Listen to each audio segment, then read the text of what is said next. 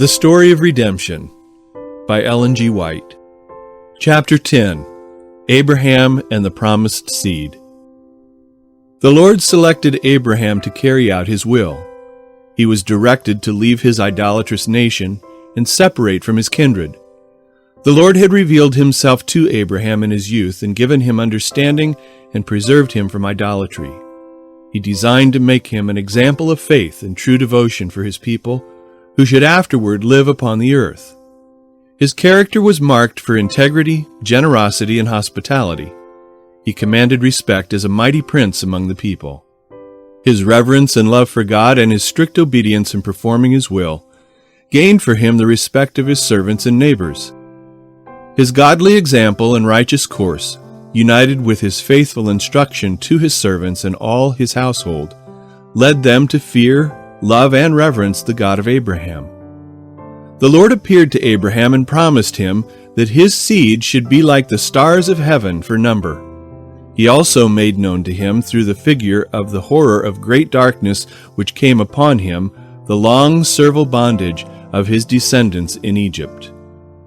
In the beginning God gave to Adam one wife, thus showing his order. He never designed that man should have a plurality of wives. Lamech was the first who departed in this respect from God's wise arrangement.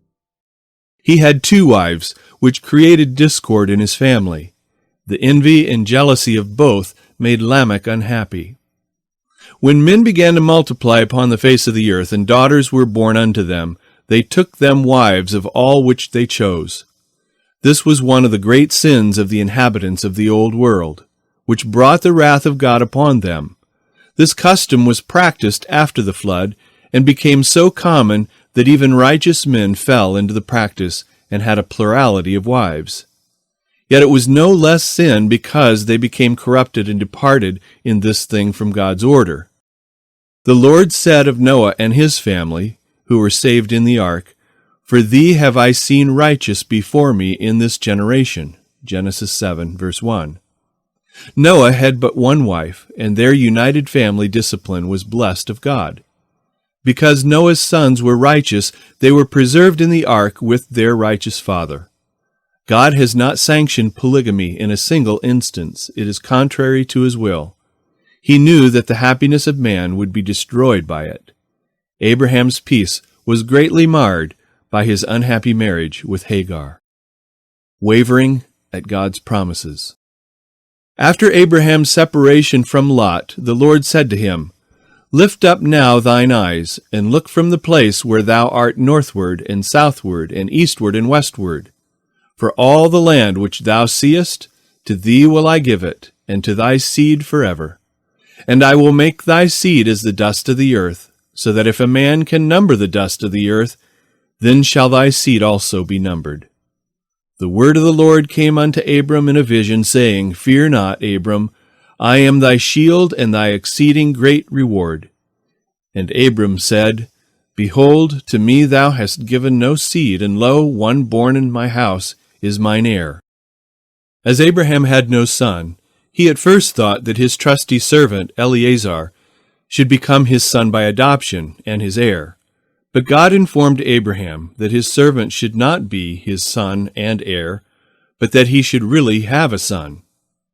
And he brought him forth abroad and said, "Look now toward heaven, and tell the stars if thou be able to number them." And he said unto him, "So shall thy seed be." If Abraham and Sarah had waited in confiding faith for the fulfillment of the promise that they should have a son, much unhappiness would have been avoided. They believed that it would be just as God had promised, but could not believe that Sarah in her old age would have a son. Sarah suggested a plan whereby she thought the promise of God could be fulfilled. She entreated Abraham to take Hagar as his wife. In this they both lacked faith and perfect trust in the power of God.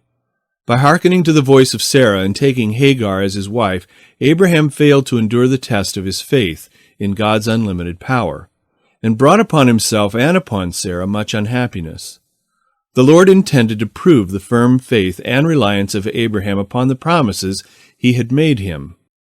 Hagars Haughtiness. Hagar was proud and boastful, and carried herself haughtily before Sarah. She flattered herself that she was to be the mother of a great nation God had promised to make of Abraham. And Abraham was compelled to listen to the complaints from Sarah in regard to the conduct of Hagar, charging Abraham with wrong in the matter. Abraham is grieved and tells Sarah that Hagar is her servant, and that she can have the control of her, but refuses to send her away, for she is to be the mother of his child, through whom he thinks the promise is to be fulfilled. He informed Sarah that he should not have taken Hagar for his wife if it had not been her special request. Abraham was also compelled to listen to Hagar's complaints of abuse from Sarah. Abraham is in perplexity. If he seeks to redress the wrongs of Hagar, he increases the jealousy and unhappiness of Sarah, his first and much-loved wife. Hagar flees from the face of Sarah. An angel of God meets her and comforts her, and also reproves her for her haughty conduct in bidding her return to her mistress and submit herself under her hands. After the birth of Ishmael, the Lord manifested himself again to Abraham and said unto him, I will establish my covenant between me and thee, and thy seed after thee, in their generations, for an everlasting covenant. Again the Lord repeated by his angel his promise to give Sarah a son, and that she should be a mother of many nations. Abraham did not yet understand the promise of God.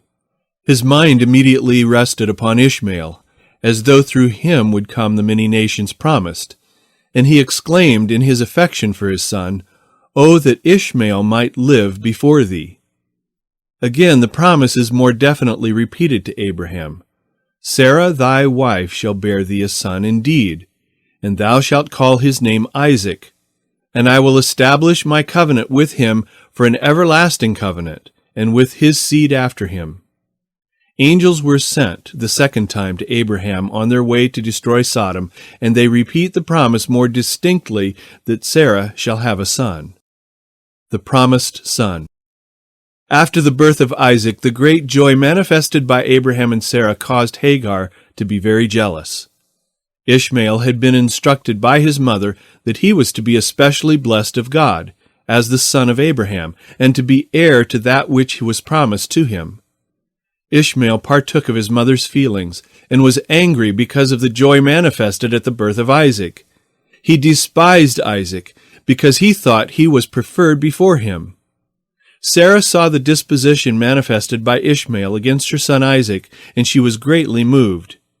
She related to Abraham the disrespectful conduct of Ishmael to her and to her son Isaac, and said to him, Cast out this bondwoman and her son, for the son of this bondwoman shall not be heir with my son, even with Isaac. Abraham was greatly distressed. Ishmael was his son, beloved by him. How could he send him away? He prayed to God in his perplexity, for he knew not what course to take. The Lord informed Abraham through his angels to listen to the voice of Sarah his wife, and that he should not let his affections for his son or for Hagar prevent his compliance with her wishes. For this was the only course he could pursue to restore harmony and happiness again to his family.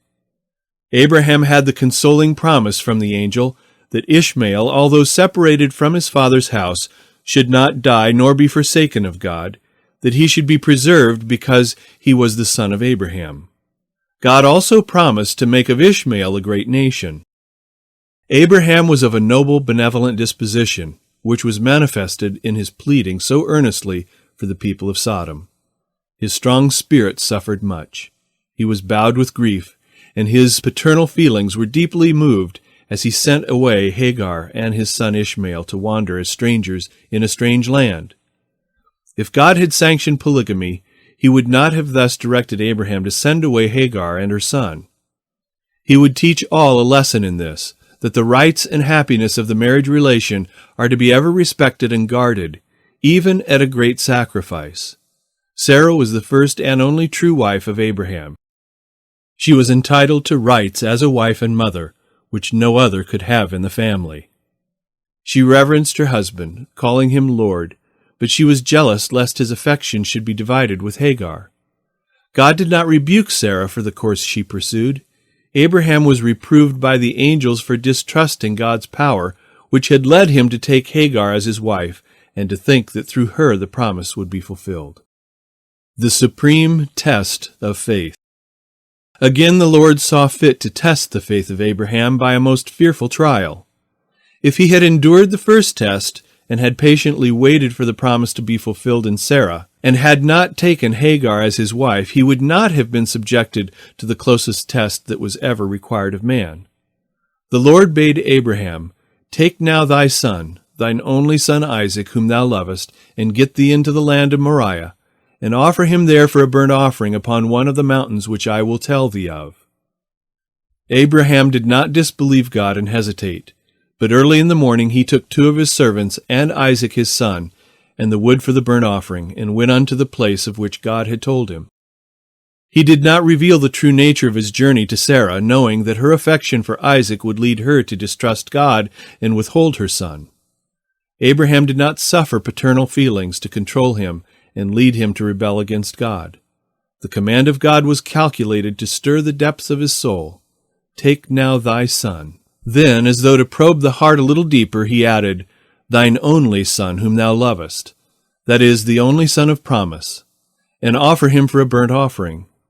3 days this father traveled with his son, having sufficient time to reason and doubt if he was disposed to doubt. But he did not distrust God. He did not now reason that the promise would be fulfilled through Ishmael, for God plainly told him that through Isaac should the promise be fulfilled. Abraham believed that Isaac was the son of promise. He also believed that God meant just what he said when he bade him to go offer him as a burnt offering. He staggered not at the promise of God, but believed that God, who had in his providence given Sarah a son in her old age, and who had required him to take that son's life, could also give life again and bring up Isaac from the dead. Abraham left the servants by the way and proposed to go alone with his son to worship some distance from them. He would not permit his servants to accompany them, lest their love for Isaac might lead them to prevent him from carrying out what God had commanded him to do. He took the wood from the hands of his servants and laid it upon the shoulders of his son. He also took the fire and the knife. He was prepared to execute the dreadful mission given him of God.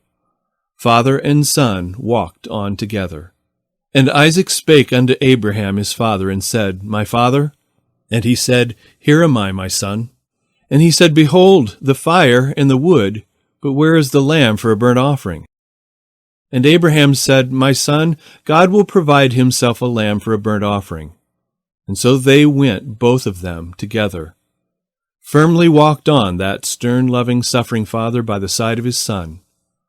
As they came to the place which God had pointed out to Abraham, he built there an altar and laid the wood in order, ready for the sacrifice, and then informed Isaac of the command of God to offer him as a burnt offering. He repeated to him the promise that God several times had made to him, that through Isaac he should become a great nation, and that in performing the command of God and slaying him, God would fulfill his promise, for he was able to raise him from the dead. The angel's message. Isaac believed in God. He had been taught implicit obedience to his father, and he loved and reverenced the God of his father. He could have resisted his father if he had chosen to do so.